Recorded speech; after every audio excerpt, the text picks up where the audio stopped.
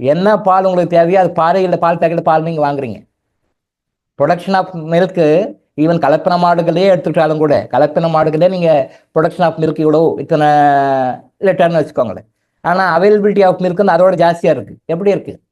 Production of milk for example அண்டர்ஸ்டாண்டிங்காக சொல்கிறேன். Production of milk வந்து 1 lakh litre, but availability of milk வந்து 1.5 lakhs litre. அப்படின்னா என்ன பண்ணுவோம்? எப்படி வரும்? Chemically prepared milk, chemically prepared milk. அங்கே கன்சர்ன்டு கெமிக்கல்ஸும் கன்சர்ன்டு வாட்டரும் ரெண்டும் பண்ணி உங்களுக்கு மில்காக கொடுக்குறாங்க. நீங்கள் தான் அதையும் சாப்பிட்டு இருக்கிறீங்க. நீங்களும் சாப்பிட்றீங்க, காஃபி டீ கடையில் எல்லாமே அதான் வைக்கிறாங்க. நம்ம மில்கெல்லாம் பார்க்குறது it is a type of slow poison, white poison. இப்போ என்ன கிடைக்கும்? எங்களுக்கு எப்போ போனாலும் பால் கிடைக்கும், எங்கே போனாலும் கிடைக்குது. கிடைக்குது, என்ன கிடைக்குது? நல்ல பாலாக கிடைக்குது, பாய்சன் கிடைக்குது.